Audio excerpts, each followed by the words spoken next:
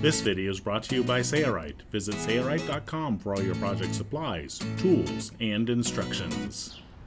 In this video, we'll be making a 3-bow Bimini top. This Bimini will be installed on a pontoon boat, but the principle is exactly the same for a sailboat or a powerboat. In a separate video, we built the 3-bow frame using a frame kit from Sailrite. If you'd like to see that video, use this part number and search on the Sailrite website for that video. To make this Bimini, a frame must be present to pattern from. You may already have a good frame, but if not, be sure to check out the frame kits available at Sailrite in stainless steel or aluminum. To order a complete Bimini, all you need to do is order the frame kit and the skin kit from Sailrite. Our Bimini kits can also be modified to fit your needs. Want to use a different color zipper and thread or a different brand of fabric? Just ask, and we'll send you a modified quote including all the changes you want. Let's get started and show you how to pattern and sew up your own 3-bow Bimini.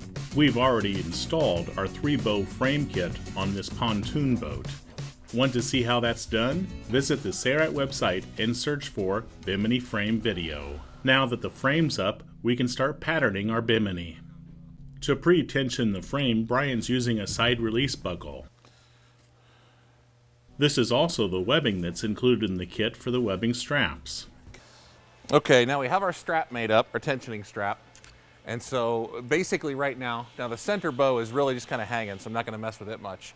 But the rest of the frame, you can see, is all just kind of loosey-goosey, okay? What we're going to do here is we're going to take this strap and we want to go center to center of the forward bow and the aft bow. Now the intermediate bow, we're just going to leave that out of the whole operation for now, but we want it to be above the strap. This webbing and the side release buckle is included in the Sailrite Bimini skin kits. Do not cut this webbing to a smaller size because we will be using it to make the 4 adjustable webbing straps in a later step. And as you can see from the strapping tape, we've basically brought probably about 6 inches of tension to it. That way when we release it, the frame will fill out the Bimini, be nice and tight. Now the whole frame is much tighter. Let's show this one more time in slow motion here as Brian pre-tensions that frame. Watch that bow bend in the middle. On both the primary and secondary bow, they both did the same thing, so that pre-tensions it. Okay, now remember with our center bow, when we were setting up the center bow, what we did is we ran this piece of tape, we measured it, and we have our center mark here. So right now it's precariously hanging on that center mark. So what we want to do is we want to more securely hold it. And remember, for now, what I'm just trying to do is I'm going to pull that bow aft to where it just seems to where that tape is evenly hanging, which I feel pretty good there. So we'll tape that. The maximum distance between bows for this frame is 42 inches. Now what we'll do is we'll go ahead and we'll measure. Let's get that loose. We'll measure in the center. Because remember, our goal is to have that in the center. I got 42 inches there. And I got about 41 inches there. So we'll actually pull it aft just the tiniest bit.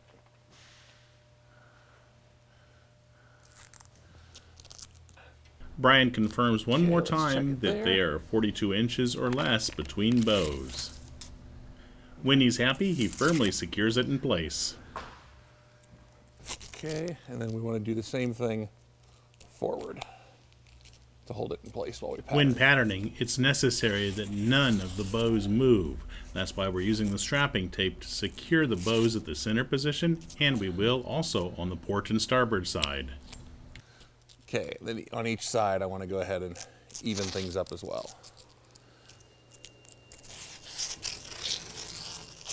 Before securing that strapping tape to the center bow or intermediate bow, Brian will secure both sides and enable himself to make adjustments if it's not the same measurement from side to side. And so here I'm just measuring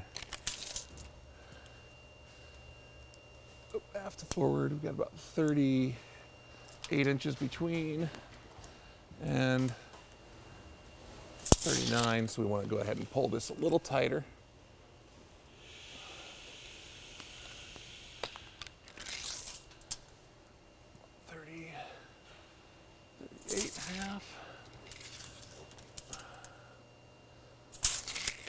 And we're going to release this one just ever so slightly.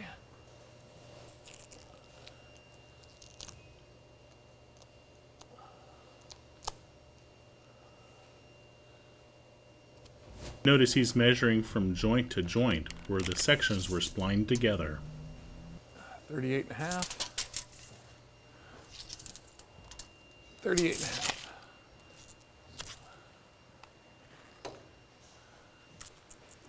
Perfect, he can secure it there. Now we need to secure that center bow or intermediate bow to the secondary bow or forward bow. Bring this one forward as well.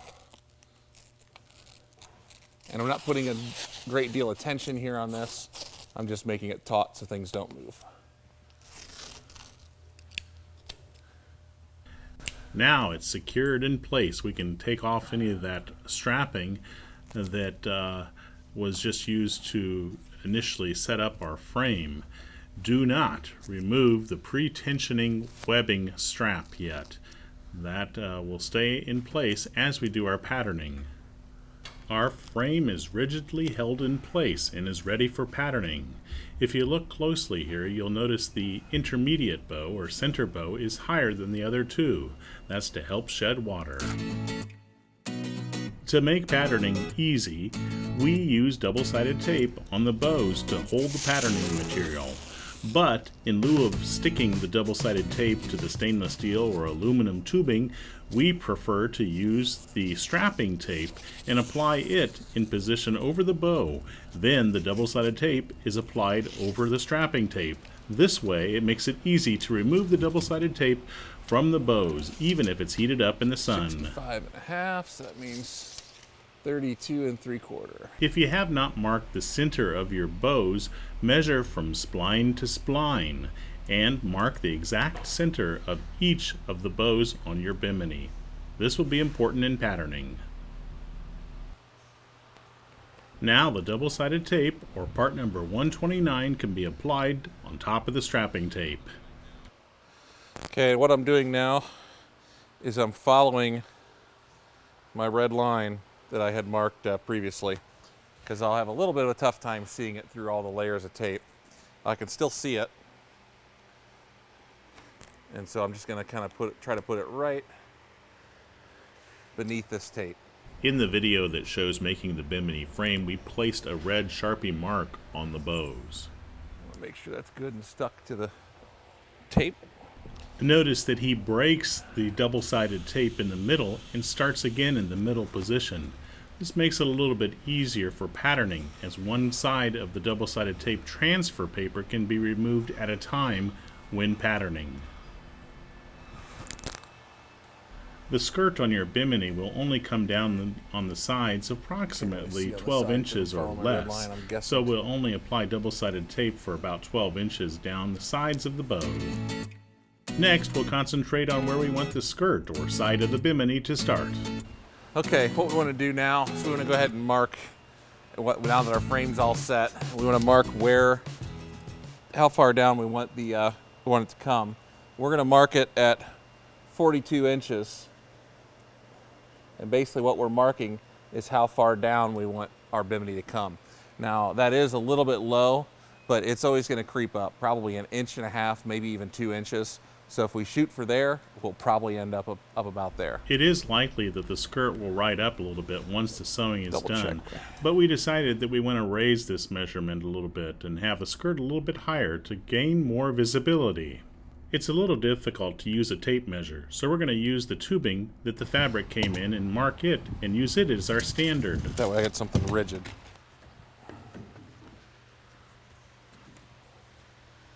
That's 45. There is no defined rule of where the skirt should start.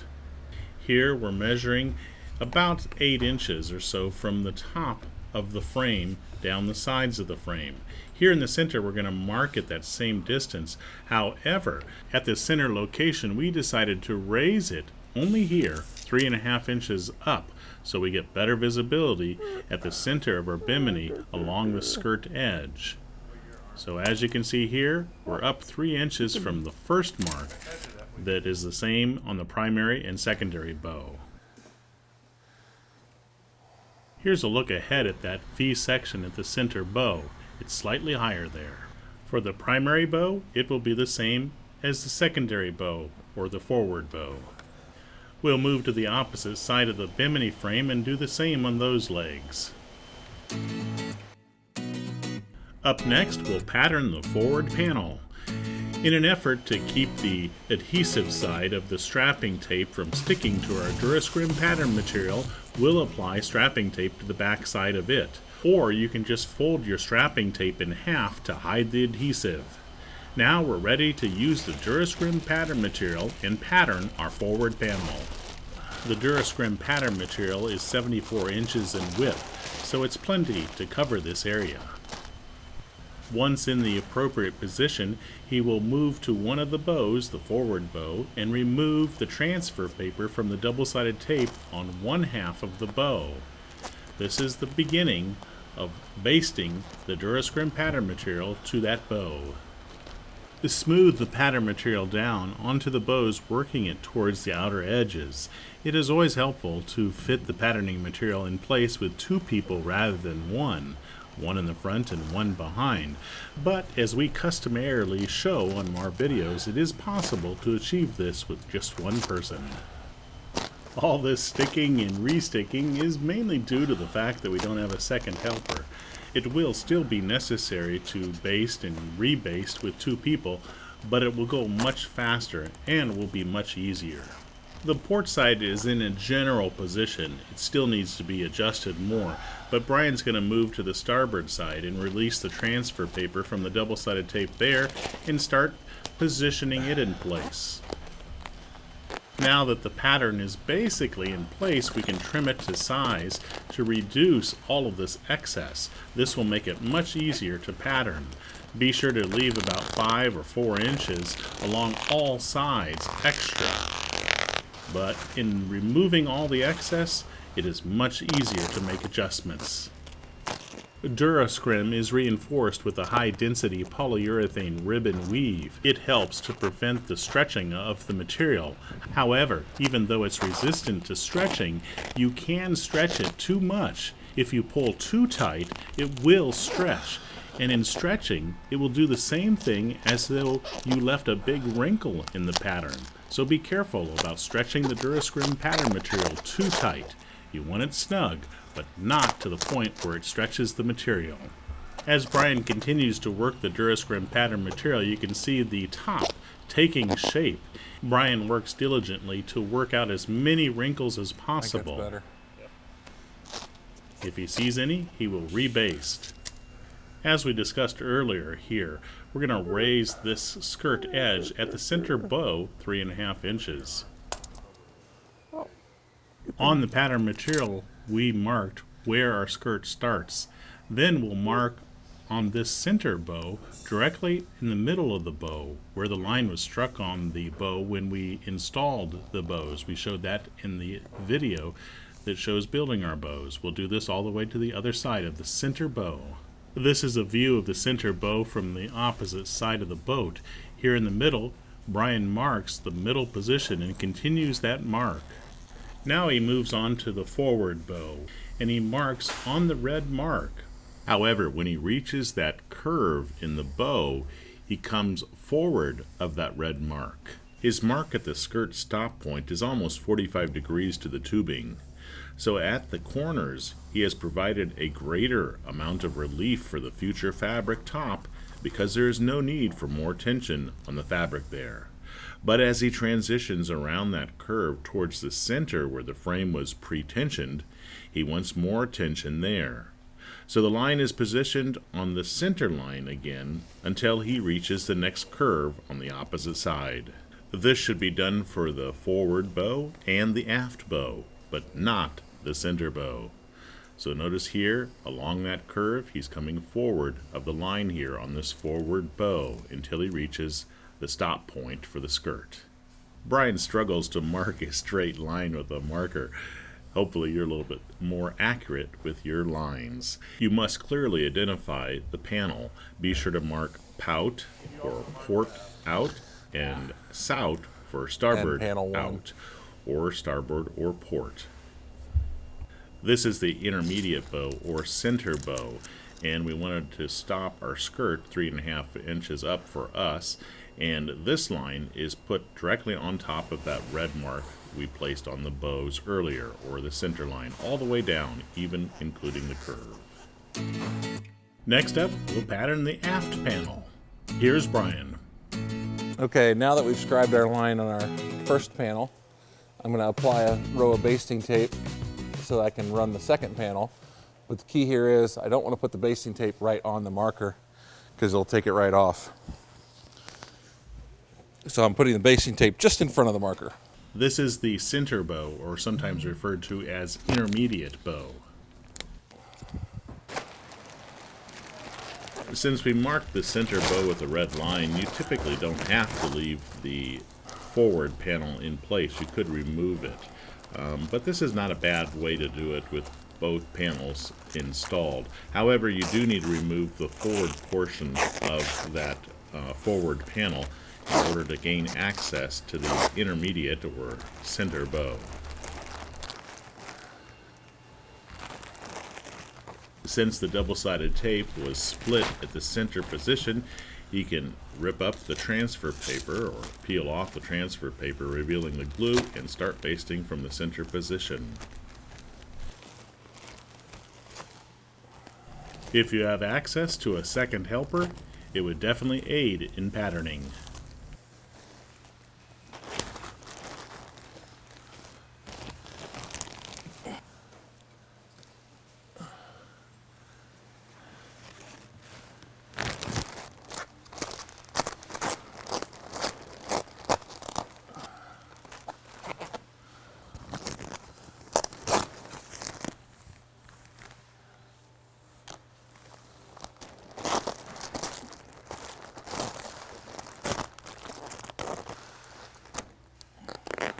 Continue sticking or unsticking and reapplying the pattern material until it looks great.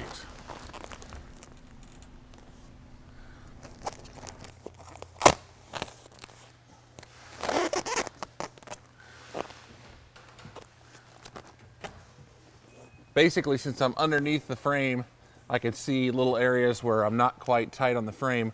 With the basting tape on the aft edge of the frame, it's pretty easy. I can stand underneath it and just push it up off the basting tape, get my area worked free, and then basically smooth it out, pull it out and down, and it sticks to the tape pretty nice.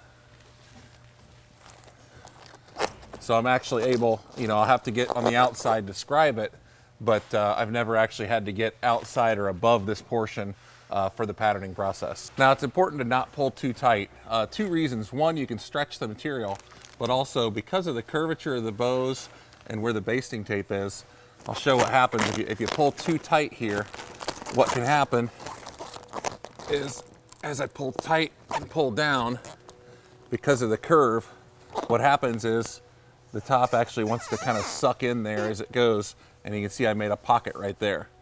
So it's important just to keep it smooth and even tension, just like your fabric would be.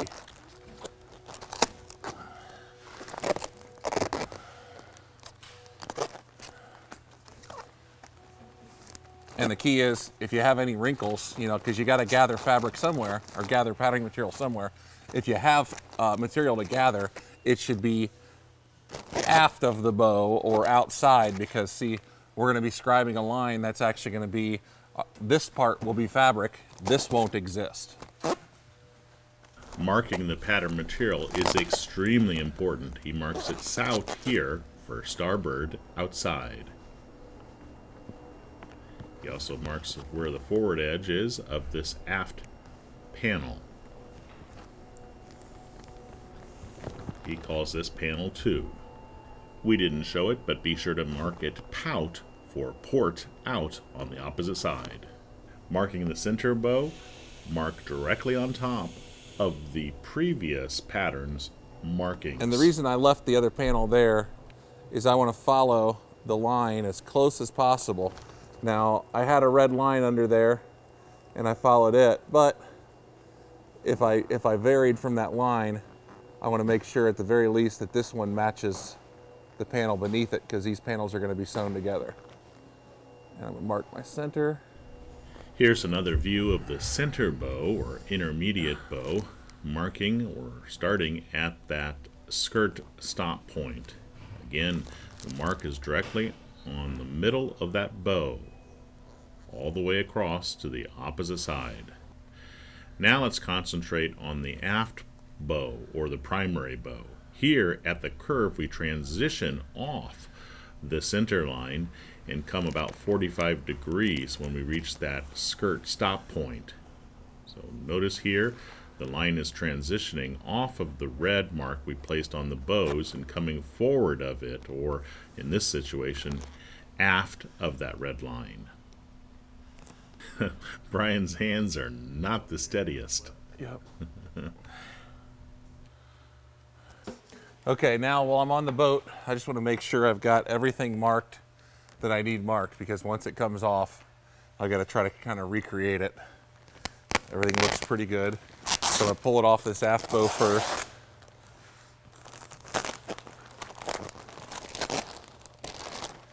And then I want to pull both panels off together because they are taped together. I want to leave them together for now. I can separate them when I get to my table. Up next, we need to add seam allowance to those patterns. Okay, now we're back at the table, and I'm just looking to make sure my lines still look good here. And I brought it up here so I can carefully separate the two, because the basting tape sticks pretty well to the patterning material. And so as you rip it off, you just want to be careful you don't make a mess here. Okay, now what we need to do is we need to add a 1/2 inch seam allowance. And so I'm going to use my canvas patterning ruler, and I'm going to line up the center hole, or the awl hole, with the line. And so then I'll just take and put my marker in the 1/2 inch mark, and then carefully follow the line. It usually works better with a hand that's a bit steadier than mine. Now, one thing is, as I trace, I may get a little wonky, but the thing is, remember, I'm going to be cutting this line, so as I cut, I can basically fair my scribed line. This is really just a guide for me of exactly what a 1/2 inch away from my pattern line is. Here he's marking the sides of the panel from stop position to stop position with a straight line. And we didn't add any seam allowance here because this is our edge or our side of the bimini, and so we'll actually be binding that afterwards. There's no hem or seam. Seam allowance of a 1/2 inch should be added to the forward pattern and the aft pattern, as seen here. And then we should cut them out with scissors along that 1/2 inch seam line that we struck down on our pattern material. Do not add a 1/2 inch seam allowance to the sides of any of the panels. Only the forward and aft edges of both panels.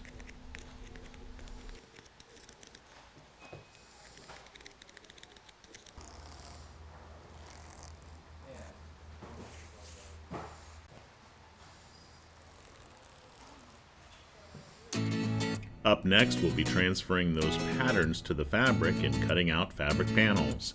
Here's a look ahead at the fabric panels that will need to be cut out using those patterns. Okay, I'm going to turn my pattern over, and I'm going to put some basting tape on the back side of my pattern. That'll hold it to the fabric. And so this will allow me to stick the patterning material to the fabric. Notice I'm not putting it right at the edge. The reason for that is as I pattern, I may want to lift my patterning material up so I can make marks on my fabric. For this, we're using Top-Notch 9, and Top-Notch 9 does not have an inside or an outside, so I don't have to worry about that. But if you were using a material that had a different backside, now would be the time to determine which side is coated, which side isn't, which side's supposed to face up, whatnot. Sailrite Bimini kits usually contain Sunbrella marine grade fabric.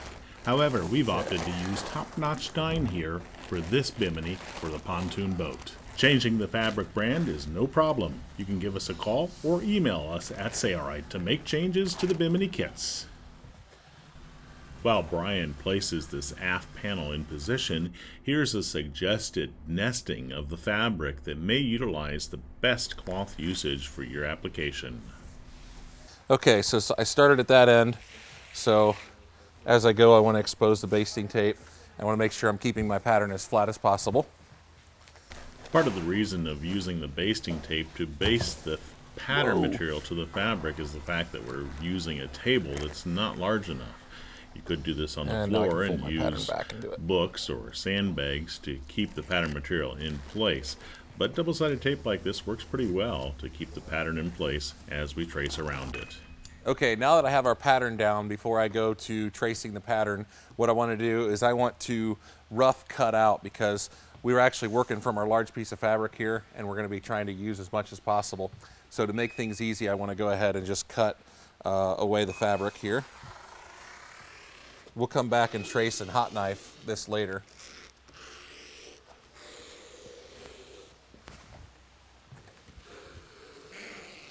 We're going to use the Berry King mallet as a weight to keep the fabric on the table. Okay, now I'm just going to go ahead and trace my pattern. The top-notch fabric marks nicely with a soapstone pencil available from Sailrite. The soapstone pencil makes marks that are typically easily removed from the fabric later on, so we can mark it up as much as we want without worrying about damaging the fabric. Does the soapstone work for Sunbrella marine grade fabric? Absolutely. Be sure to clearly mark center locations. Here's a center location, so he places a mark there. Now I've gone all the way around. Okay, so now I can mark onto the fabric. Be sure to mark sout for starboard out and pout for port out, and any other markings that may make it easier for you to identify the panel. And now the Durascrim pattern material can be removed from the fabric. We suggest you keep the patterns for future use if necessary. The panels can be cut out with scissors, but it's best to use a hot knife, and that's what we'll be doing in this video. Again, the mallet is used as a weight to keep the fabric on the table. Here we're using the Sailrite Edge hot knife with the cutting foot that comes in the package to help prevent damaging our tabletop surface.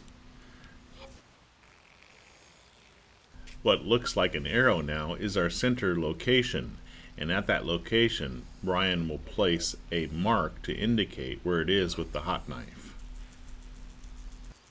Here on the other side of the panel, this too is a center location, and a mark that does not go deeper than a ½ inch is placed there to indicate where that is. We did not show it, but the forward pattern was used to make our forward panel, and we've marked the fabric in the same way that we did with the aft panel. And now we'll use the Sailrite Edge hot knife with the cutting foot to cut out that fabric. Using the aft panel, we'll be creating an aft bow pocket. Here we're prepping some of our scrap fabric by placing double-sided tape on top of it. Using the aft edge of the aft panel to pattern the aft sleeve, trace the curve of the panel onto the unused fabric. To do this, Brian basted that scrap fabric underneath the panel. When he bastes that scrap fabric underneath, he also ensures that there's at least 6 inches of excess fabric behind the curve of the aft edge of the aft panel. Now he'll use his soapstone pencil and mark along that edge onto that scrap fabric. This will create our sleeve for the aft panel. Along the side here, he marks back at least 6 inches, and he didn't do that for the other side, so he goes back over there to mark there at least 6 inches back. Port. Extremely important. Mark it port and starboard. Mark the center location as well on the pocket. Starboard. It's also a good idea to mark which pocket this is. This is the aft pocket, so he marks it aft pocket. We'll remove the panel and also the double-sided tape from that scrap fabric that will now become our pocket. And we'll use the Sailrite edge hot knife and cut it out along those lines we struck down.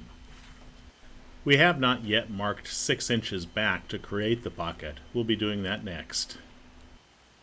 Be sure when you come to the center location that you put a mark there with the hot knife, not going deeper than a 1/2 inch. Brian flips this pocket and the curved edge is furthest from him. He'll use the Sailrite canvas patterning ruler so that he can make a line that's perpendicular to the curved edge. This line needs to be 6 inches away, and the line is perpendicular. So the Sailrite canvas patterning ruler follows the cut edge of the curve that Brian made, and his pencil is placed in the 6-inch hole. Why did we flip the panel? There's no reason. It can easily be done on the other side if you like. Brian finds it easier to mark it away from him like this. There is a slight advantage to removing the cutting foot on the Sailrite edge hot knife and using a metal ruler or something underneath to prevent damage to the tabletop. Notice we can cut faster and we do not get those jagged, plasticky, burnt edges. We get a clean edge when we don't use the cutting foot when cutting top-notch 9. Alright, the process for creating the forward bow pocket is basically the same. We're going to use some scrap fabric here and place basting tape on top of that scrap fabric. Then we'll use the forward panel and we'll place the forward edge of that panel on top of our scrap fabric. Again, be sure there's at least 6 inches of scrap fabric that's behind the curved edge of the forward panel, and be sure it goes all the way to the sides. We'll base that to the forward edge. We'll trace around the forward edge just as we did with the aft edge to create this pocket for the forward bow.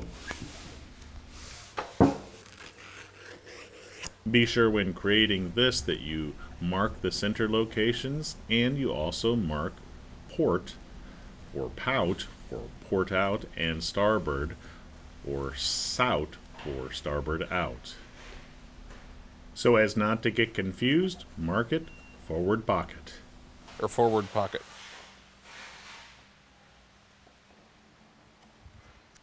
We'll cut along that curved edge with the Sailrite edge hot knife, here on top of a ruler. Be sure to mark the center location with that hot knife. Then we'll use the Sailrite canvas patterning ruler and mark perpendicular to that curved edge in the 6-inch hole to make a 6-inch sleeve.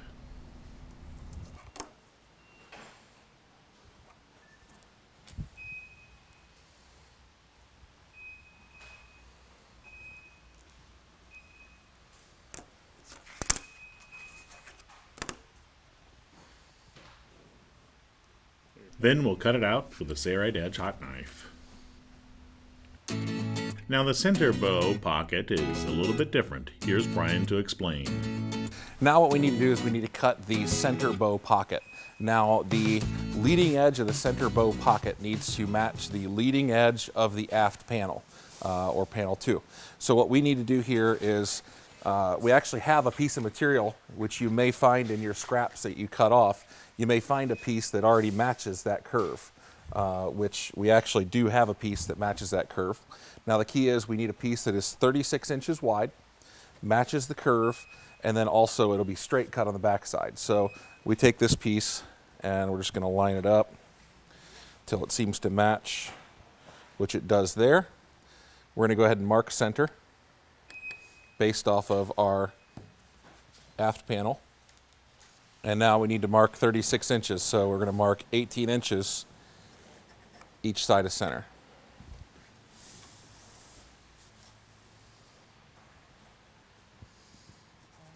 Okay, now this particular panel should be 6 inches at it should be 6 inches at its narrowest portion, as you can see, because of the curve, it's going to be narrowest at the ends. So we're going to use our ruler, and we're going to mark 6 inches there, and we're going to mark 6 inches there. Take your straight edge. Now this center pocket for the intermediate bow can be cut out. We're going to use the Sailrite Edge hot knife yet again. If you do not have the Sailrite Edge hot knife or a professional hot knife like it, you can use a wood burning tool or a soldering gun. At the curved edge, Brian finds his center location. So there's my notch. Make this port, this starboard, for the edge that has the slight curve is facing Brian. 4, and this is center pocket. We'll be installing tails that will come down along the forward and aft edge. To do this, Brian first determines how long each one of those edges are using this tape. So he's using this and following the curve to determine the length that he needs each tail to be. 53 times 2 equals 106 inches, and we want it to be longer than 106 inches by at least a few inches. The measurements for yours may be different. These hang-down tails are long rectangles that are 6 inches wide. Here's yet another approach to cutting straight fabric with a Sailrite Edge hot knife.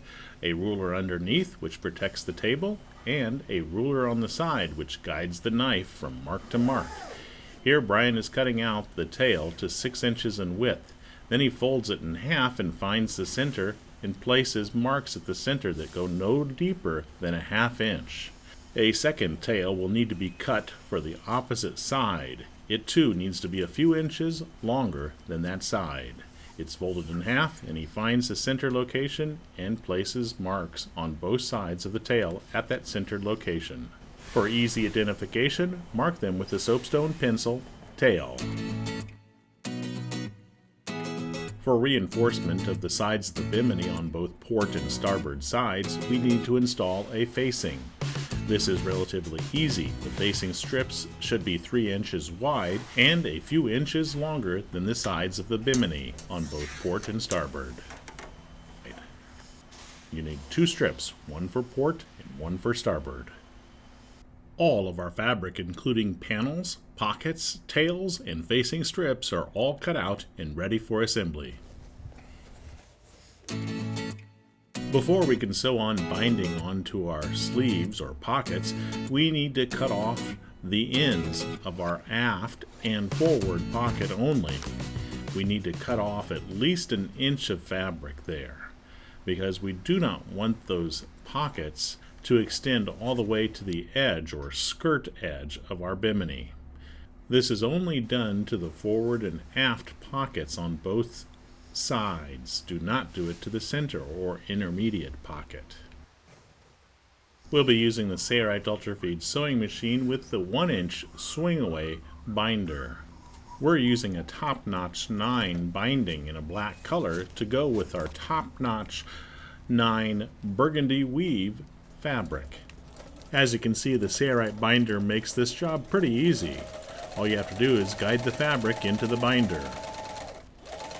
You may be asking what side of the pockets gets the binding. The forward and aft pocket get binding on the concave side and also the ends, and the center pocket gets it on the straight side and also on the ends of it. When you start sewing your binding, be sure to take a look at the underside of your binding assembly to make sure the tension is set appropriately. Often with top notch, we need a little bit more upper tension. Instead of cutting our binding and starting again with the next sleeve, what we'll do is come to the end and push our next sleeve into position and sew the binding onto it. Then later on, after all the binding is sewn on, then we'll cut the binding to size at the end of our sleeves. On to the concave sides, our binding has been sewn on to the forward and aft pocket. Now it's time to do the center pocket. It is bound on the straight edge, not the edge that includes the slight curve. When we're done, we can trim the binding right along the edge of each one of the pockets. Most Bimini kits include Sunbrella marine grade fabric with Sunbrella binding, but since we've chosen Top Notch 9, we chose to use a Top Notch binding for this Bimini. All of our pockets will now need binding installed on the short sides or ends. Oh.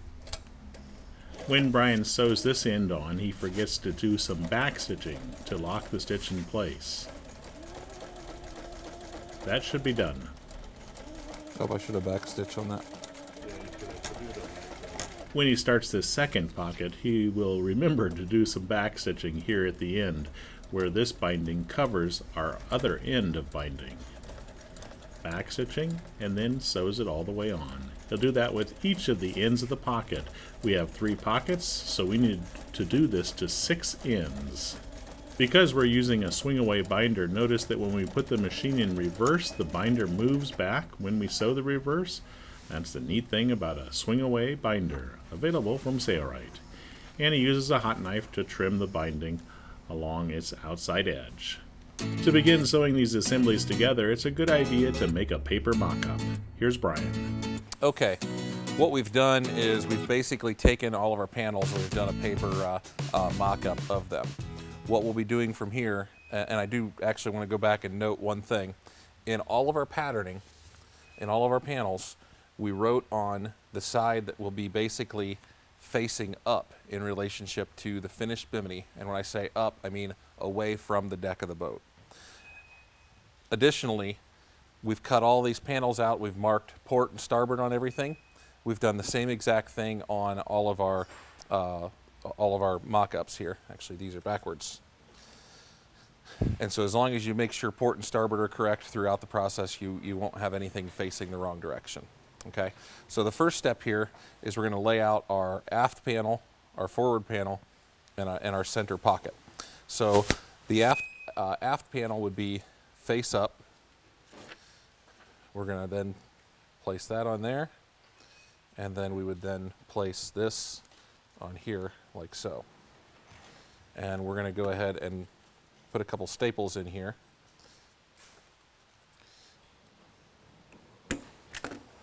And so that way, when we're unfolded,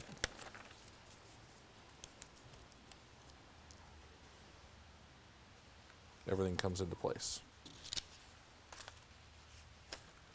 So that's going to be the first portion that we're going to sew together. But before we do this, we're going to go ahead and sew the zipper to our center pocket. Now, the zipper will be sewn to the center pocket. Now remember, we've got the side that has the writing is also the side that has the writing here. The result is that's going to be facing up or facing into the Bimini. So the zipper slider will need to come out, down, but the teeth will be sewn here. So we're going to sew this zipper slider down to the side that we have the writing on for our center panel. We'll use basting tape on our zipper. This helps to ensure that it doesn't move on us much while we sew it. We want that basting tape as far away from the teeth as possible without going over the edge. Okay, and once again, we're going to go basically face down on the side of our zipper that has the, or side of our pocket that has the writing on it. So the basting tape is placed on the side that has the slider's holder. Okay, whoops. And it's easier to line things up, actually, to put the fabric onto the zipper rather than the zipper onto the fabric. In this particular application, we're just going to lay it right along the zipper teeth. It'll make it a little bit easier to sew.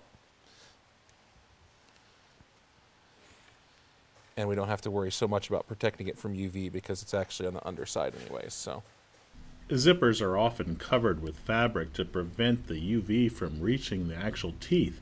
But in this application, this is the underside of a Bimini, so it doesn't see much sun at all. So the teeth can be left hanging over the edge of the binding as they are here. Be sure to do some reversing when you start sewing here. Notice that Brian pulled the slider down so that he doesn't have to contend with it when he reaches it. What he'll do is stop short of the slider here and then bury his needle, lift his presser foot, and move the slider past the presser foot. There we go. Then he can lower his foot and continue to sew. Typically when you're sewing a zipper to binding like this, just kind of slow and steady wins the race. It's also a good idea to check the underside to make sure you have enough tension, because when you're sewing zippers through top-notch 9 binding and top-notch, sometimes it requires a little bit more tension. It's not typically the case when sewing sunbrella fabric, but when sewing top-notch, especially with binding, sometimes your stitch needs more tension. We do not want to cut off the stop, but we can cut off this excess flange on the end to make it even with our pocket. It's a good idea to touch it with a hot knife to keep it from unraveling. Don't have a hot knife? Use a wood-burning tool or a soldering gun. That completes the center pocket 36-inch zipper. Let's continue to sew the zippers on the other pockets. Here's Brian. We're going to continue to sew the zippers to our sleeves. So just real quick, I want to verify our sleeves proper again. And we got starboard, starboard, port, port, and we're basically side with the writing, side with the writing. Once again, matches our panels, so we know we're going the proper way. The fore and aft pocket will receive 2 zippers each.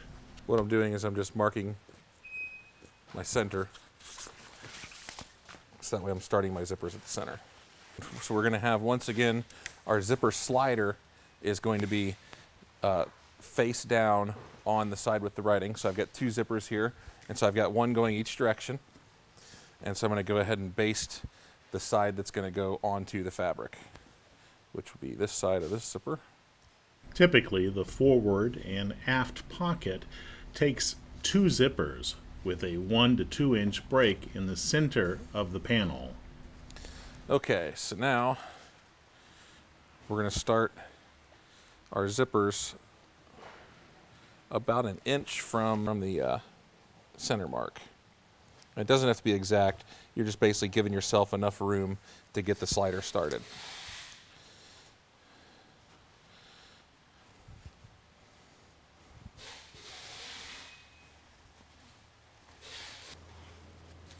So one of the zippers has been basted on here, and it will be extra long. Do not trim that off yet.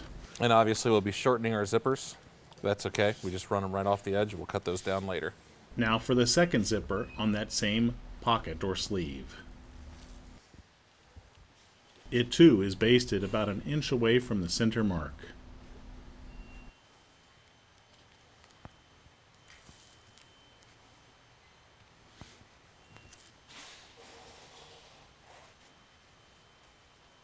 When basting the zipper to the curve of that concave side, you'll notice there are a few extra wrinkles on the fabric side. That is expected and normal. Now we can sew these zippers in place. When you begin sewing, do some reversing to lock the stitch in place. As discussed earlier, it's a good idea to check your tension on the underside before sewing down the entire length of this assembly. Here we're coming to the center location where the other zipper starts. Before proceeding to the next zipper, do some reversing here on the flange directly opposite of that starter box, and do this slowly because the presser foot will be a little bit in the way of that starter box. Then do some reversing on the second zipper at that same location, and then continue down the length of this pocket, or sometimes referred to as sleeve. To sew this Bimini, we're using the Sailrite Ultrafeed LSZ1 walking foot sewing machine. It is the world's best portable walking foot sewing machine. Our Ultrafeed is set up in the Sailrite Ultrafeed industrial sewing table and workhorse servo motor. Phenomenal power, exceptional slow speed control, and also a great working table. Okay. Now, you could cut your zippers off at this point, but what you'd want to do is slide your zipper slider down and then go ahead and cut them off. But I actually want to wait to do that because what I'd like to do is just go ahead and run the zipper past and leave it sit there on it, and then that way after I sew this down, then I'll come back, unzip, and shorten my sliders. But I am going to pull off this excess basting tape and just pull that off and get rid of that so it's not getting stuck to stuff. Okay, we're getting ready to baste down our zippers to our aft pocket. Now, on the particular boat that we're doing, we don't have any obstructions at all to worry about. If this was a sailboat and we had a backstay slit, we would have to take into consideration where the backstay is going to go, and obviously that would be where the zipper opening is. We would also want to go a little bit further than our 1-inch opening that we were an inch or so away, opening that we did on the other ones. On some power boats, maybe there's a anchor light that sticks up. Same thing, you'd have to somehow be able to open this pocket up, which would mean you want that zipper opening at wherever that is. So this particular boat, we don't have to worry about that, but just kind of note that on yours, if you do have an obstruction that you have to go around, you need to account for that with these zippers. Find my center mark, and I'm going to start about 1 inch away. We will not show this whole process because it's exactly done in the same way that we did for the first pocket or sleeve. Let's move on. Now we come to the fun part, joining the panels together. Here's Brian. Okay, at this stage, we want to pay attention to our mock-up. I'm going to spin this around, I'm going to do it the other way. I want the forward edge of the aft panel to be facing me.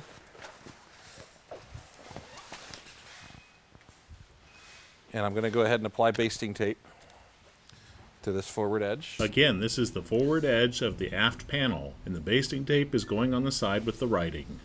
To make it easier, and because we'll sew this in 2 parts, we split the basting tape at the center position.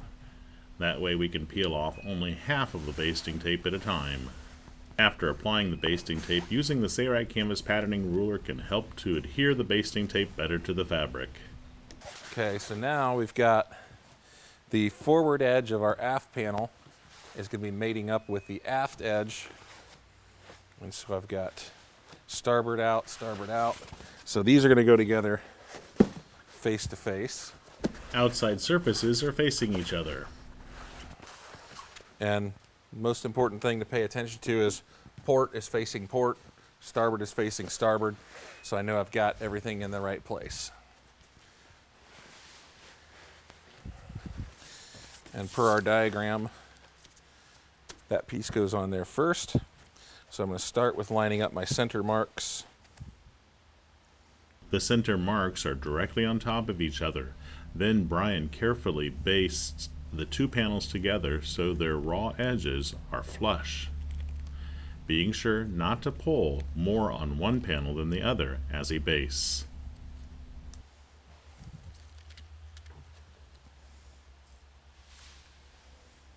And especially as we get to these curves here, you know, the fabric is going, the curves are going a different direction. So you just want to work slowly down the fabric and keep that edge as lined up as possible.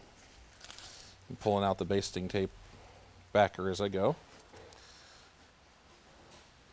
As these 2 panels are mated together, their shapes are completely different. Thus, the excess fabric that's behind the basting point. The area that Brian is basting down should be nice and flat, but behind it you'll always have excess fabric. And if done appropriately, you'll have a little dog ear of a 1/2 inch sticking over the edge, as we do here. We love to use the Sailrite canvas patterning ruler to help to secure the basting down well over our seam. We don't show it much here, but it's a good idea to use it. Okay, now I've only basted down basically one side. I've left this one off. You know, the basting tape does work incredibly well. I mean, the basting tape is as sticky of a formula as we can have without it getting gooey and gummy in the sunlight. But it's important to understand that you're not going to be able to baste everything together, then take it, 20 miles to your sewing machine. You really need to baste it, move it to your machine, and sew it.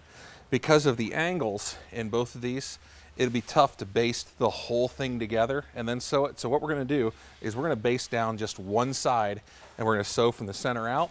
Then we'll come back, we'll baste the other side, sew from the center over. Otherwise, we'll just be fighting to keep things together as we go.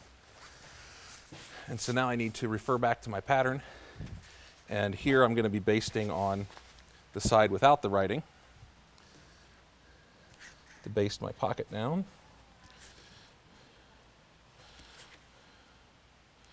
And we'll Once again, I'm going to break at the center.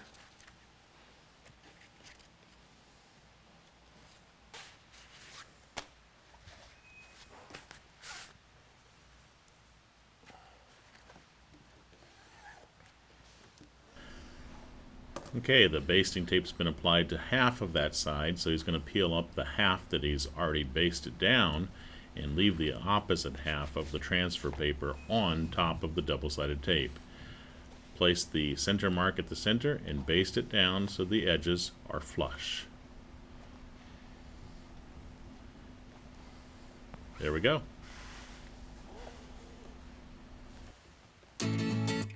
Next, we'll sew the panels together. Okay, we're going to be setting up for a 1/2 inch seam here. So I'm going to set my sewing guide right there at a 1/2 inch. And once again, I'm going to start sewing at the center. Remember, only half of our assembly is basted together. With a 1/2 inch seam allowance. Utilizing the deluxe magnetic sewing guide will help us to keep our stitch a 1/2 inch away from the raw edge of the fabric.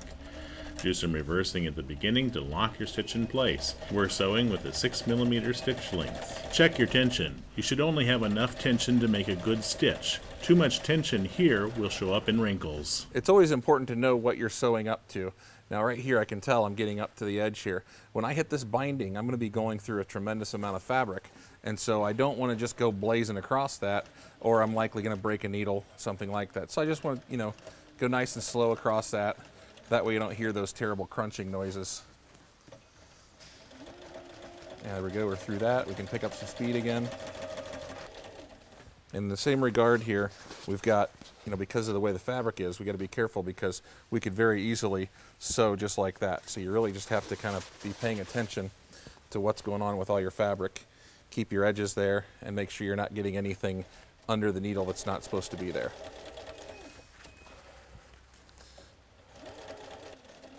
At this outside curve, there's a lot of bulk fabric, as we discussed earlier, and so Brian's being sure that he's not going to sew any of the flaps of excess fabric, only the 1/2 inch seam at the edge of the fabric. That's the only thing he wants to sew. And the reason this looks so odd is because you've got opposing curves that are being sewn together, and so you've got to keep everything nice and flat under your needle.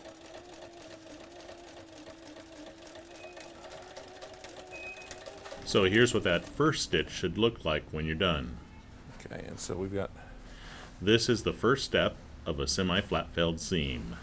Before making the top stitch, we're going to sew the opposite half together. But before we can do that, we need to pull the basting tape, transfer paper, and baste that half together just as we did previously with the other half.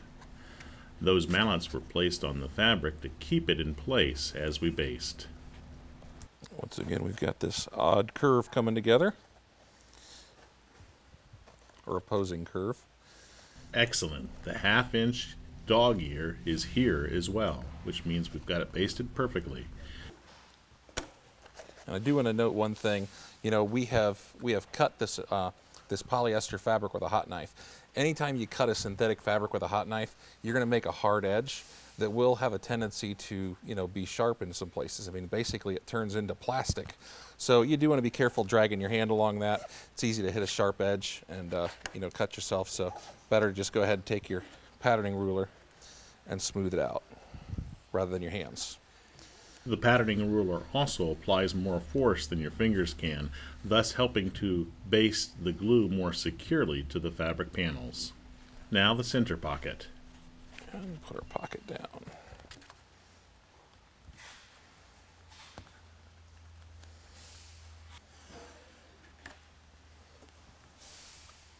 Okay, now as I bring this back into the machine, the first thing I did was to trim my tails from my other seam, because I'm going to start this seam actually on top of the other one just slightly.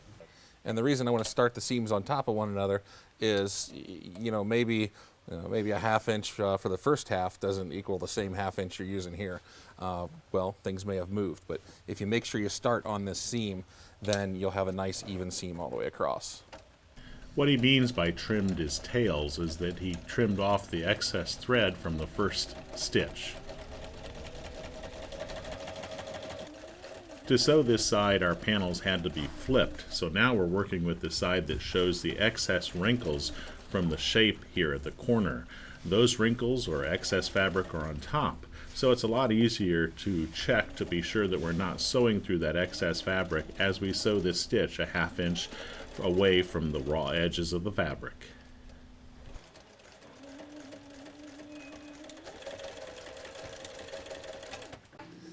Okay, now we think about which way we want everything folded. Okay, as we get ready to do our top stitch here, we want to think through how we want our pocket to lay. So I'm going to purposely start with my pocket facing up, okay? That's really the key here.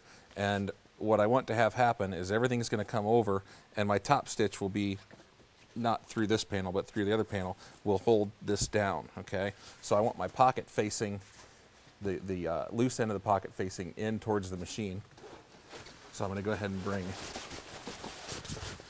everything across.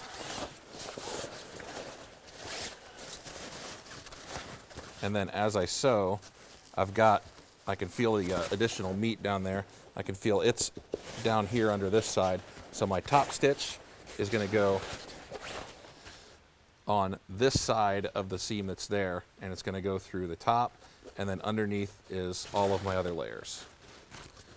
And the pocket is facing this way. Right now my pocket is laying this way. I'm going to be sewing through the back edge of the pocket. What's going to happen, see, this is the forward panel. The pocket, when it's zipped, is going to fold back towards the aft. So what will happen is that seam that's got the edge of the pocket and everything in there, the pocket will fold under and cover everything up. We'll be able to show that once it's all sewn down, but I need to think that through before I start sewing my top stitch. So this is the top stitch that will finish our semi-flat filled seam.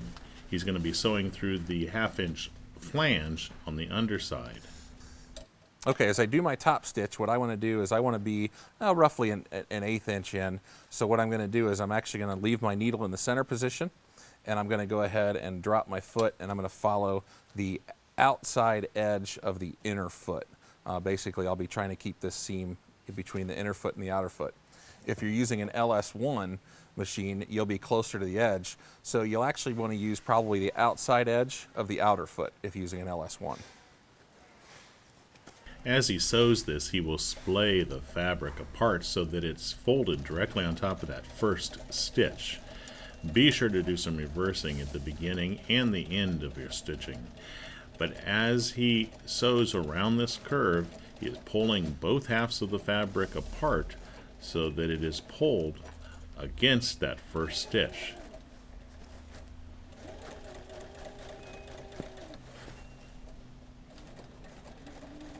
That creates the semi-flat felled seam.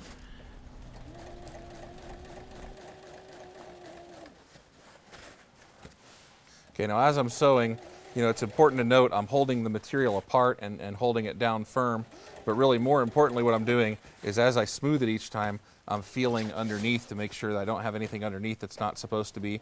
Also, I need to know what's coming up. Right here, I can feel it is the start of my pocket. So before I get there, I'm going to want to get my hands under the fabric and make sure everything's where it belongs. And also, I'll kind of do a little bit of stuffing while I'm at it here.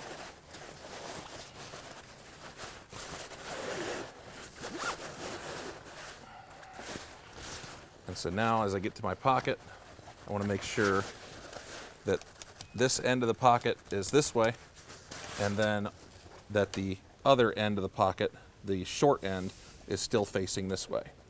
And everything still feels pretty good under there. So I'm going to go ahead and go right over there.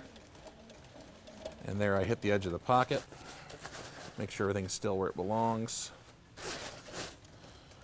You can see some of our basting tape that was not basted close enough to the edge of the fabric.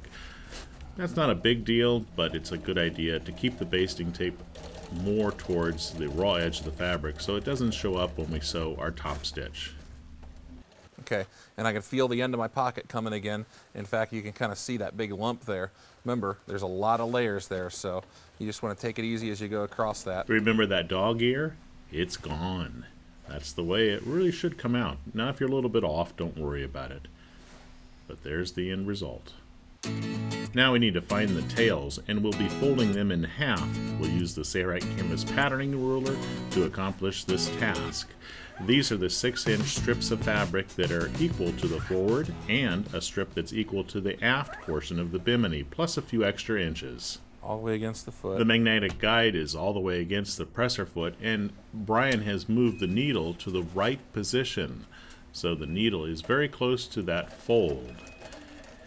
I would say that the stitch here is about an 1/8 inch from the fold that we just created in these tails. We'll sew all the way down the length of the tails, securing that fold in place with this stitch. The LSZ1 has a needle positioning lever shown here. You can see it's in the right position, and that positions the needle to the right of the presser foot, so our stitch can get closer to a hard object or an edge of a fabric assembly as seen here. We discussed earlier that we were using the Sailrite Ultrafeed industrial sewing table with the Workhorse servo motor as seen underneath the table. This is a phenomenal package for slow speed control, power, and also a great work table.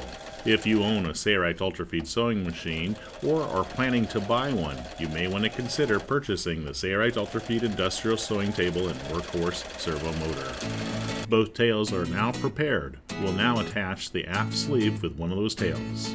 Now we're getting ready to attach the pocket and the tail. We're going to start with our aft pocket. And so basically the way this goes together, once again, we're working with everything writing side up or top side up. And so we start with our aft panel, our aft pocket, and our tail. Now the tail actually is going to go on first, then the aft bow, or the aft bow pocket. So we'll put a staple there and so that way when we turn it, right side out, our bow pocket is proper and our tail is on the outside. Okay, I'm going to start by applying basting tape to both sides of my tail, since it's what goes in the middle. And I'm going to break it in the middle again. And the reason that we sewed this edge first is because since this goes in the middle, we have to baste to both sides of it. And it's easier to baste to the sewn edge than it is to try to baste two pieces together. The likelihood of everything slipping is just a lot greater.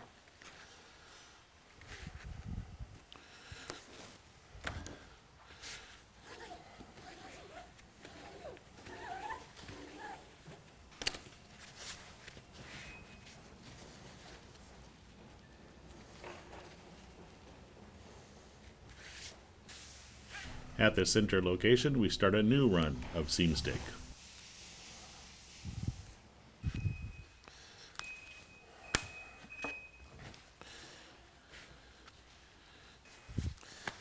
I do want to point out at this step that the basting tape really needs to be right at the edge because we're using 3/8 inch tape and we're going to use a 1/2 inch seam. So if you get the basting tape away from the edge, then what will happen is you'll actually sew it and your basting tape will hang out. And once again, what we're going to do is we're going to baste half of it, and then we'll come back, we'll sew it, and then we'll come back and baste the other half.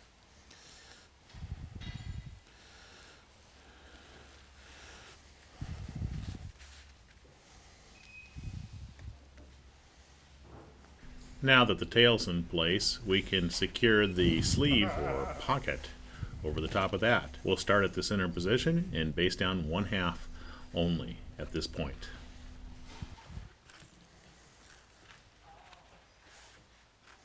Okay, now on our tail, it didn't matter because it was just a flat piece of fabric, but on our pocket, it does matter. So I'm checking right now. I got starboard and starboard out, so I know that I've got my pocket correct.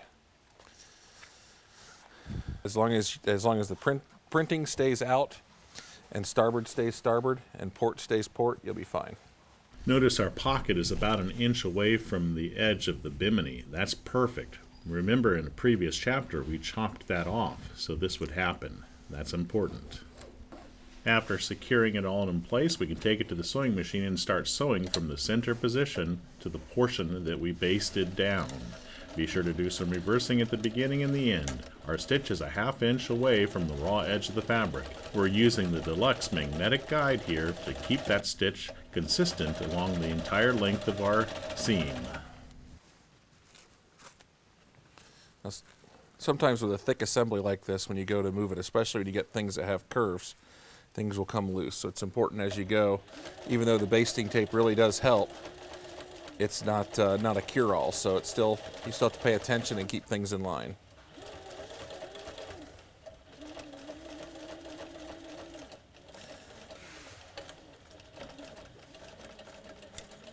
This is our first stitch of a semi-flat filled seam, but before we create the top stitch, we need to take it back to the table and baste the other half together.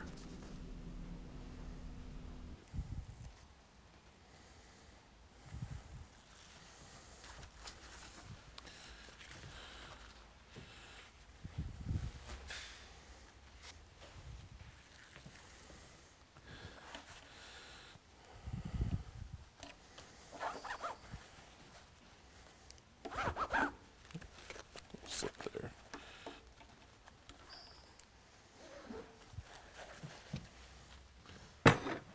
To sew the other half, our panel will be flipped, so now the pocket will be on top, and we'll sew from the center position out to the edge. Same process.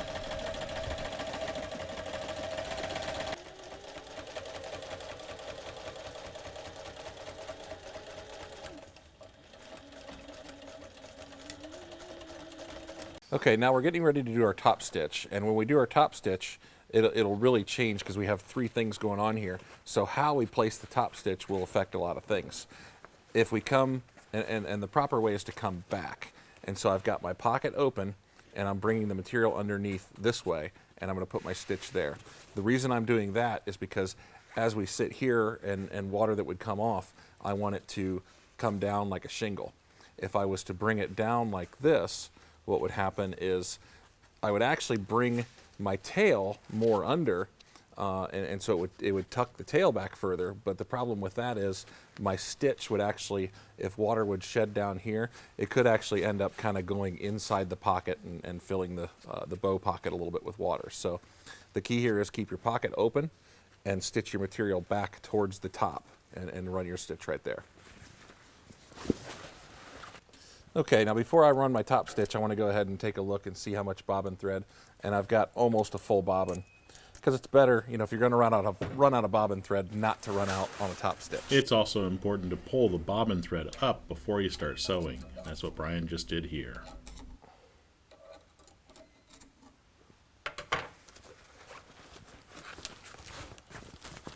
And so once again, I'm going to start with the tail and the pocket facing into the machine, and I'm going to run just about an 1/8 inch seam here. As he sews this top stitch, he pulls the panels or splays the panels apart so they're on that first stitch.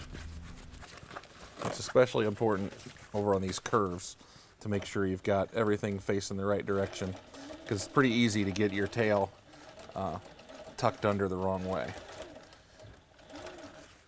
It's important to kind of know what's going on underneath.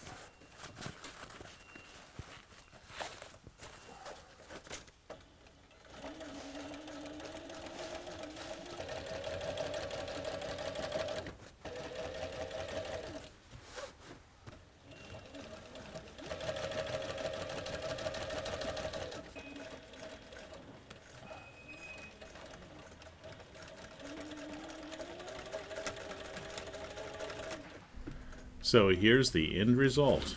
Our tail and our pocket or sleeve have been sewn in place, and the top stitch is complete all along the length. If you look on the inside, you can see our 1/2 inch tail that we sewed through with the 2 stitches. This pocket will cover that. Sewing the forward sleeve or pocket and the tail is done exactly the same as what we showed in the previous chapter. So we're going to skip through a lot of this in double time and only show snippets of it. We've basted the sleeve and the tail, as we did previously in the chapter, only half of it, and we'll now sew that half with this first stitch, a 1/2 inch from the raw edges of the fabric, starting at the center position. Once that first half is sewn, we will take it back over to the table and baste the opposite half together.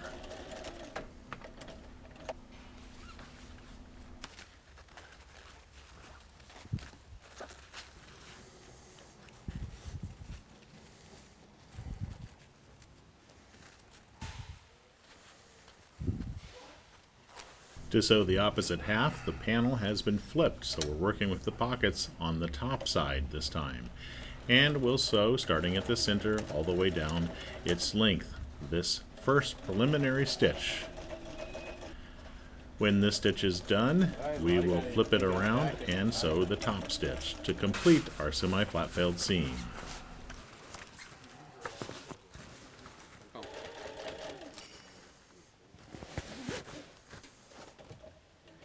Alright, let's move on. Up next, we're going to sew our center pocket or sleeve. The center pocket is already in place in the middle of our bimini, and it looks like this. It will be folded back and sewn to the adjacent panel like this.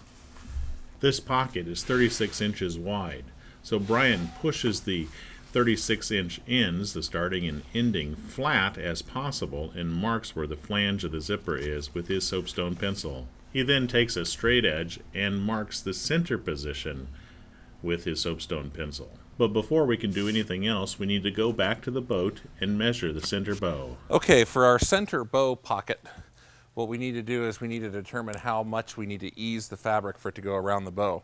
Now, on our forward and aft bows, basically we're splitting the difference between the top and bottom. But here, we want the bimini to lay flat across the bow, and we want the fabric that's in the pocket to come around the bow. So what we're going to do is we're going to measure from our line that we had here, which was our pattern line, okay, because in theory that's where everything's meeting.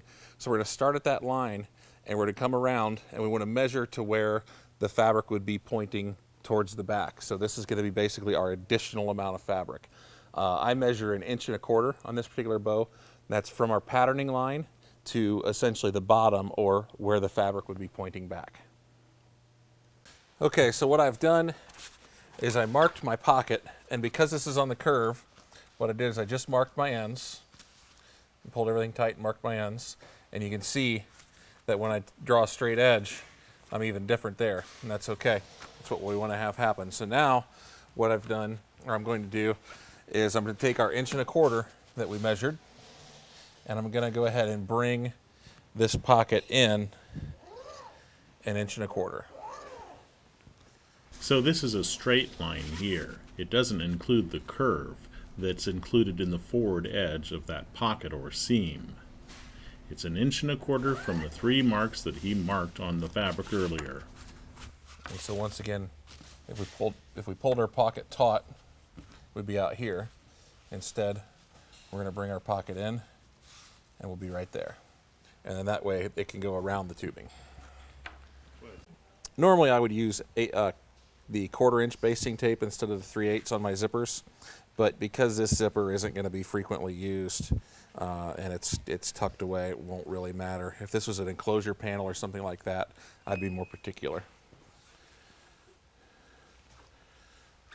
That line struck on the fabric is perfectly straight, so we base the zipper flange up against that line all the way across its length. With a soapstone pencil, he marks where the ends are. So this is the corner of the zipper flange. Then he'll remove the opposite side of the zipper. This way it makes it easier to take it to the sewing machine without things moving on you, and he'll rebaste it again. He's removed the first strip of basting tape and reapplied a second strip of basting tape in its place. This way it's fresh and a little bit more sticky, because anytime you peel up a basting tape, it becomes less sticky. The flange of a zipper can actually be stretched, so if you use the canvas patterning ruler to baste the zipper down to your top, you may find that it stretches the zipper slightly. What you want is the zipper to end on your marks and begin on the marks that you made. If it does not, rebaste it. Now we can take it to the sewing machine and sew the zipper in place. The presser foot, the left side, is up against the teeth of the zipper. The stitch is at least an 1/8 inch away from the teeth, if not more. The needle here is positioned on the left side to get it closer to the zipper's teeth. And at the beginning and the end, be sure to do some reversing to lock your stitch in place. One stitch is all that's required. Onto the sides of the Bimini, we will sew on a facing. This facing reinforces the sides, and it's also great if enclosure panels are required in the future, because it reinforces the edge of the fabric for zipper installations. The seam stick has been applied to the long edge of these facing strips. I'm just eyeballing this 1/2 inch, you know. And Brian creates a 1/2 inch hem along the long edge using the seam stick and the Sailrite canvas patterning ruler. Then on top of that 1/2 inch hem, he applies another run of seam stick basting tape. On the opposite long side, a second row of seam stick should be applied, because this facing strip will be basted to the top, and having both edges bound to the fabric will help us in our sewing process and keep everything nice and flat. We typically like to start the facing so that it's about 1 inch inside the edge of the pocket on one side, and then baste it along that edge of the Bimini. Here at the center seam, we take a rather drastic turn. So what we'll do there is we'll actually cut it there, once it's basted down completely here. Watch. Also take note how the Sailrite canvas patterning ruler helps to work out any wrinkles or bubbles while basting. The end of the facing needs to be trimmed off. So here at that pocket, Brian uses the soapstone pencil and marks where the edge of the fabric there is that secures the pocket and the tail. Then he puts a ruler, a metal ruler, underneath it so he can use the Sailrite edge hot knife and trim off the excess. Now that edge is flush with the edge of the fabric. To hide that cut edge, he tucks it underneath that 1/2 inch flange. Then at the center position, he decides where it's best to cut and marks it with a soapstone pencil and does the same thing there. Why does it need to be cut in the center position? Because it takes a drastic turn, and it would cause a pretty big wrinkle if we did not cut it. If the side of your Bimini is straight, you will not need to do this.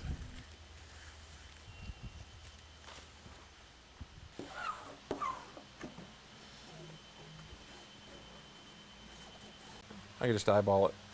I know where I'm going.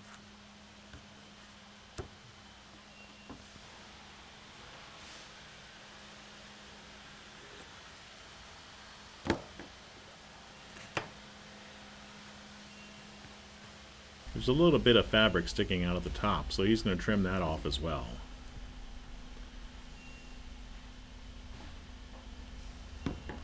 There we go. It's hidden completely. And looks good too.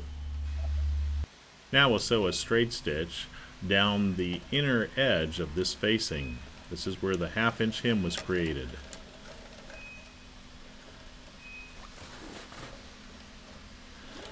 The outside edge will be trimmed later on in binding as we sew the binding around the entire perimeter of the Bimini. We'll do that in a later chapter. Here's the middle position. It's a little bit of a sharp turn, so he buries the needle, lifts the foot, turns the assembly, and then lowers the foot and continues to sew. Follow this procedure for both sides of the Bimini. Okay, we have not yet attached the forward and aft pocket zippers. That's coming up next. Here Brian will explain. Okay. So what I'm going to do is I'm going to go ahead and cut this zipper here. I don't want to cut through my fabric. And I want to cut the zipper straight. It looks like I'm not cutting straight because I'm trying to go around that tooth, but essentially I'm cutting the zipper straight. There we go.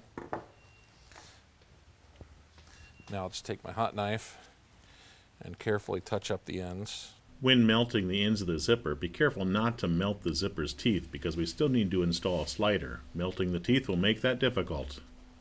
Now what we're going to do is we're going to apply our basting tape to the zipper itself. When applying the basting tape, keep it as far away from the teeth as possible. If you have a 1/4 inch basting tape, it's best to use that rather than this wider 3/8 inch. But the 3/8 inch will work as well. We're going to go ahead and expose the basting tape. And then what we want to do is I like to start kind of not at the zipper, but a bit away. That way I've got good meat here. And we don't want to pull taut. We just want to pull so it's straight. And then as we go, we'll just go ahead and baste that down. Once again, we're not pulling tight, just pulling taut. And we don't want to have any big wrinkles like that. That shows that we're not really straight.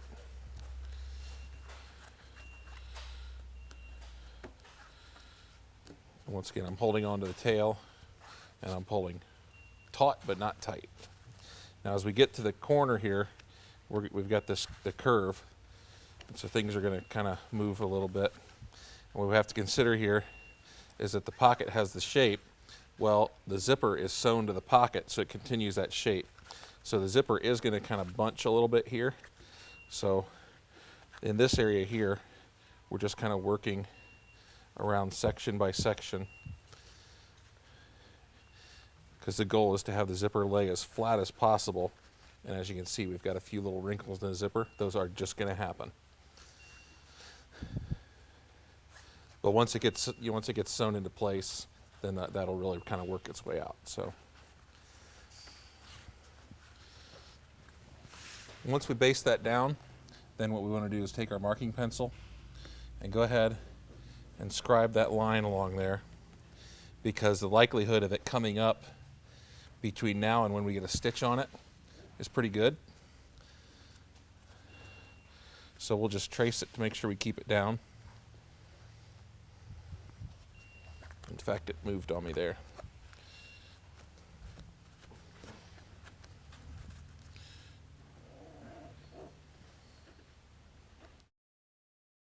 And additionally, I'm just going to make, as I go, just a few little index marks. Because if I get really out of whack between here and sewing it down, I want to make sure I keep those marks together. Okay, now just carefully grab here. Just go ahead and, as you can see, off comes my zipper. It's all right, we'll straighten her back up. But the key here is I'm just pulling this off, because the zipper will be more likely to stick without the pocket sticking to it than with.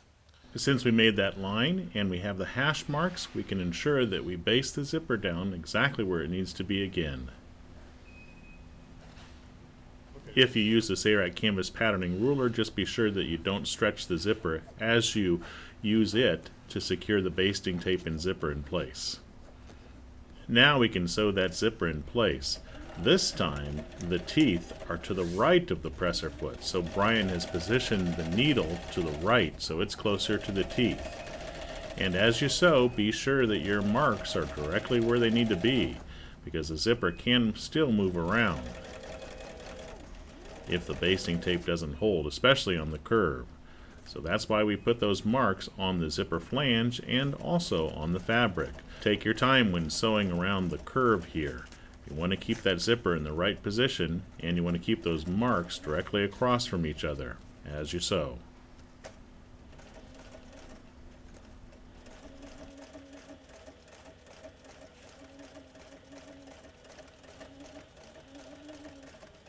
And at the end, do some reversing. There we go. Okay, I'm going to go ahead and put my slider back on. Now this is a locking slider, and it unlocks by the tab being pulled out. Look closely here and you'll see the metal tab which locks the zipper in place. Pulling on the tab releases the lock. So what I'm doing is I'm actually pinching it and pulling it, but just by adding tension. So that way I've unlocked the slider, and so it'll go on much more easily. The slider should be slid on to the side that has the starter box. Okay, now that I've put my slider on, I want to go ahead and install my zipper stops. That's done just by putting them over. These stainless steel stops for a YKK number 10 Vislon zipper simply slide over a tooth, and then you use needle nose pliers to crimp them in place over that tooth. Basically, it covers up the last tooth. One should be installed on both sides of the zipper directly across from each other.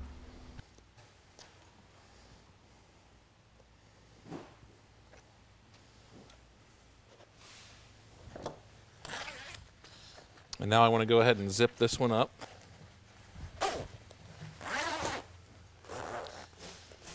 And see, the zipper stops will keep it from coming off the end. Let's follow that same procedure for the opposite side of this pocket.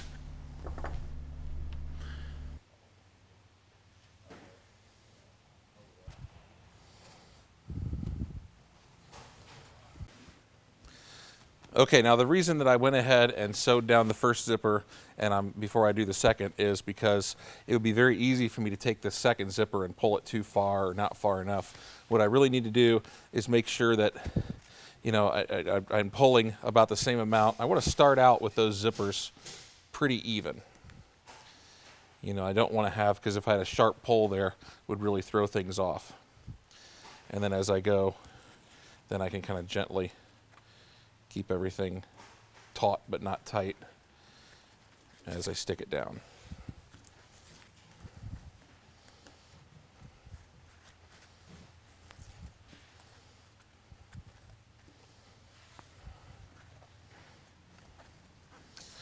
The reason that on the center pocket we allowed room for the tube, but on this pocket we did not, is because on this pocket we want the pocket to pull the fabric down around the tube. We want our seam basically to kind of be split the difference in the tube between top and bottom. And so we want this one to be fairly flat. Now, in some of our previous Biminis, one technique is to ease this end. We could do that, but we shouldn't need to do that because when we patterned, we drew our line and we actually added some, and so we've already eased this. We've actually got fabric that's a little bit longer here than it is here in relationship to our frame. And so that's why we're still laying things relatively flat.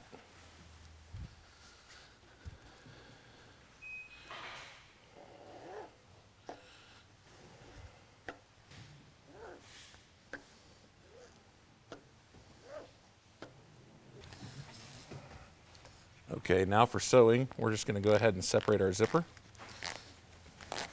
And I'm going to try to hold it down as I go. Of course, right there, it comes right up. And if it does come up, that's all right. That's why we made all the marks.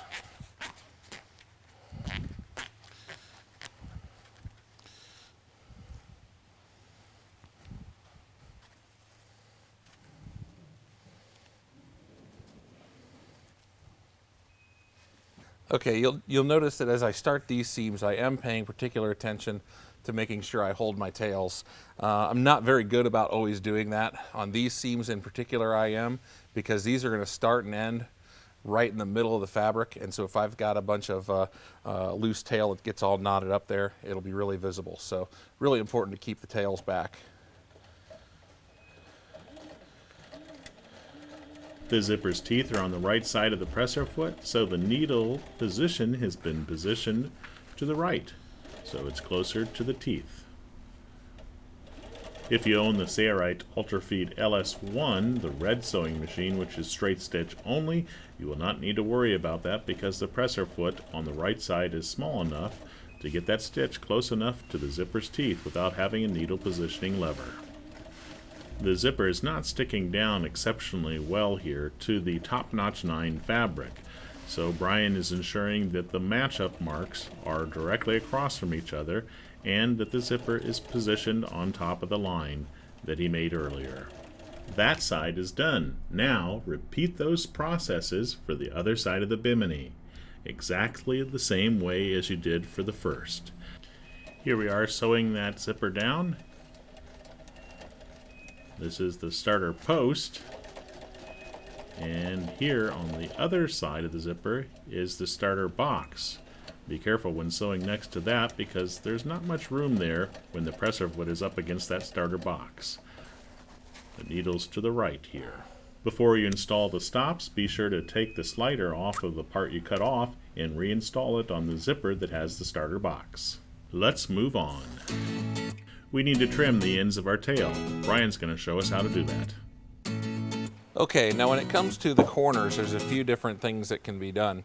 You can come to a point where basically you would maybe go perpendicular to this line, and so that the tail comes down and it actually has a point there. You can come straight like this. You could come straight down. There's really a lot of different things that you can do. What we're going to do in this particular application, though, is we're going to do a straight that comes out, but we're going to round it so that way we can do one continuous piece of binding that goes all the way around. What I'm going to do is I'm actually going to scissor cut these first, then I'm going to come back and seal the edges with a hot knife just so they don't unravel on me. So the first step is to take and basically straight cut both layers, and I'm going to take this corner and just round it a bit so that my hot knife or my binder can go around it. I think that'll be fine. And just because I've learned, especially around curves like this, when you bind it, if you happen to get some unraveling, which I'll pull this, if you happen to have fabric that unravels, what can happen sometimes then is when you bind it, you'll actually have little pieces that stick out from the binding. So just in particular on the curve, I'm going to go ahead and touch that up with my hot knife a bit. That way, as I'm sewing, if it does unravel a bit, I don't end up with little strings hanging out of my binding. A second reason to touch the edge with a hot knife is to help keep that stitch in the fabric in case the stitch, when we sew the binding on, is too close to the edge. Because the edge has been touched with the hot knife, it is likely the stitch would not pull out of the edge of the fabric if it were too close. So touching the edge with a hot knife, even if you're sewing on binding, is a good idea. All 4 tail ends have been trimmed as so. We're ready to proceed. Next step, we'll sew the binding in place all around the perimeter of our bimini. When sewing binding on, it's always a good idea to test the tension before sewing it onto the bimini. So here Brian has taken some scrap fabric and is testing the stitch tension. I'm going to increase it just slightly. He's going to increase the tension here because it looks a little bit loose on the underside.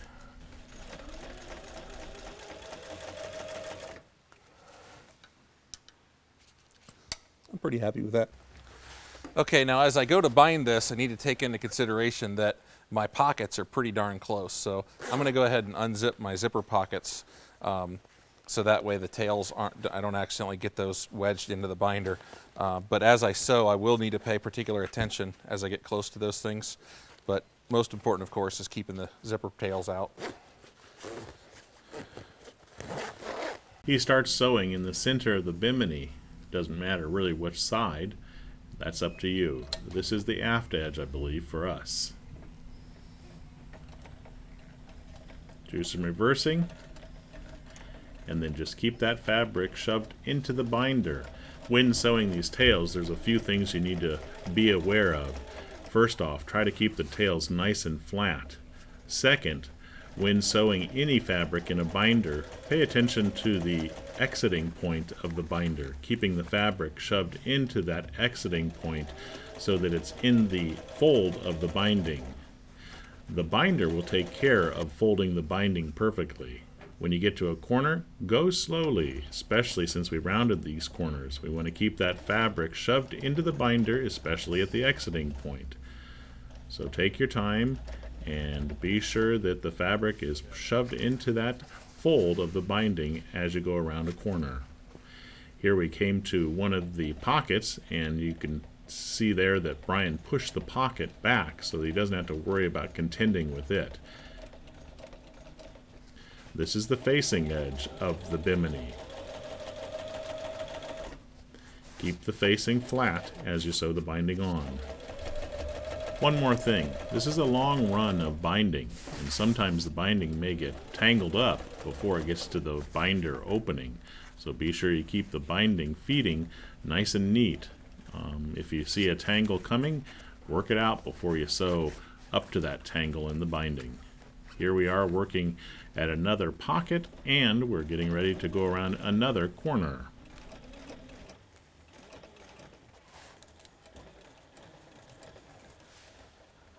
The slow speed control of the Sailrite UltraFeed sewing machine set up in the industrial tabletop with workhorse servo motor is a truly impressive feat. We can do a quarter stitch at a time if we like. Now we're back to another tail. Keep the tails together as you sew them and keep them pushed into the binder.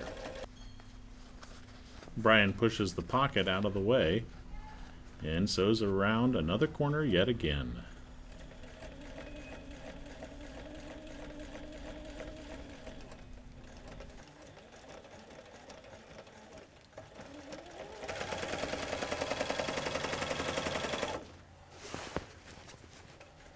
As we come full circle to where we began, we want to trim the binding with a Sailrite edge hot knife or wood burning tool or soldering gun to seal the edge and leave it approximately an inch long so that it overlaps the previous beginning binding. And then sew slowly over top of the previous starting point, trying to match up the binding as best as possible. It won't be perfect, but it'll be close. And do some reversing when you come to the end. There we go. The binding is sewn all around the perimeter. Anywhere a webbing strap will be used, we need to install a strap eye. When we made the frame, we have a rigid support to the rear, but this webbing strap will be used to tension the forward portion of our Bimini to make it taut. Bimini kits from Sailrite come with 8 strap eyes for 4 webbing straps. But if you choose to use a rigid support, those are sold separately. Rigid supports do provide more rigidity for the frame. Okay, now we're going to go ahead and measure for our straps, and we're just going to get kind of a general measurement. Obviously we want the strap to be both longer and able to go shorter. So I've got about 38 inches, and I'm also going to mark the position at where we want our strap eyes here. We have a separate video showing how to make the adjustable webbing strap. Use this part number and search on the Sailrite website to find that video. And I will also double check and make sure that that distance is the same for both. 43. Which it is.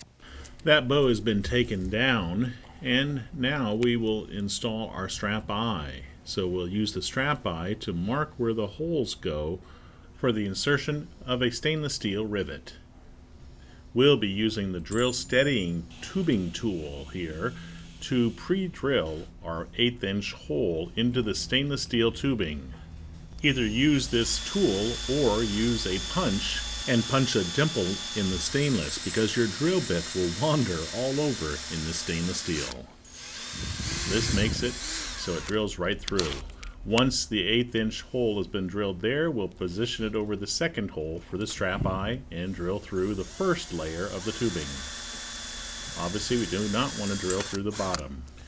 Now we'll insert a larger drill bit. We'll be installing stainless steel rivets. The stainless steel rivets for the strap eye from Sailrite require an 11/64 inch drill bit. So here we're enlarging that 1/8 inch hole using an 11/64 inch drill bit.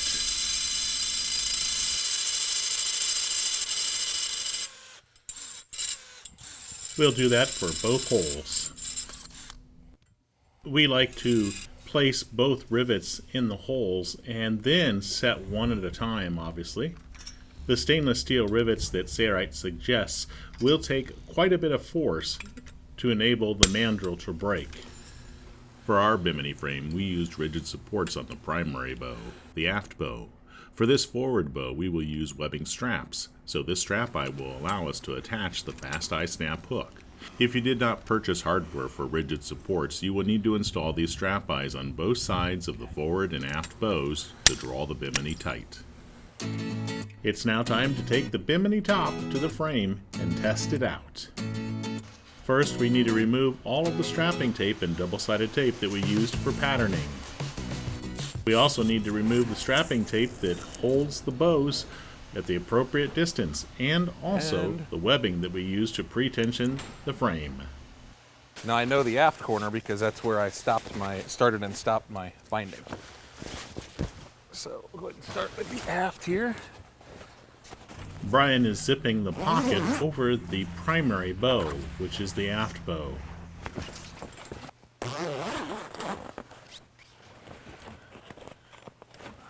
Here's the center pocket. Okay. And now the forward pocket or sleeve. There we go.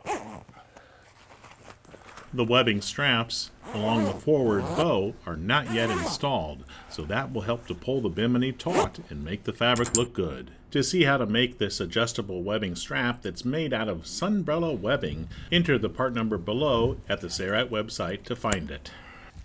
Okay, oftentimes you'll have a Bimini that's taller like this, and especially one that's up on the fence on a pontoon like this, that'll have a lot of wobble.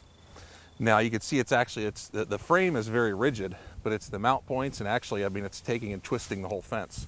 So what we're going to do is we're going to add a rigid support strut that comes across to make it more rigid. This rigid support is not included with this Bimini kit. It was purchased separately. If you'd like to see the rigid support systems that are available from Sailrite, click the link at the top right. You'll also find on our website, under each of those rigid support products, videos that show how to install the rigid supports. Our Bimini kit top is now complete. This top was made from Top Notch 9, available from Sailrite. However, most Bimini kits come with Sunbrella marine grade fabric. As mentioned earlier, modifications to any of the Sailrite Bimini kits can be made. Just give us a call or email us. We're glad to help. We'll send you a detailed quote with the modifications you desire. Here's the material list of tools and supplies that we use to make this Bimini top. All the materials listed here are all automatically included in the Bimini kits from Sailrite. Not only that, but we have carefully determined the correct quantity of items for each Bimini kit listed on our website. The tools listed here are not included in the kits. They can be ordered as needed to complete your project. Order a Bimini skin kit if you already have a frame. If you don't, order the frame kit and the skin kit to make a complete Bimini. If you have any questions about the materials or need to make some changes to the Bimini kits, be sure to give us a call or email us at Sailrite. Check out these other videos that are related to the Bimini kits.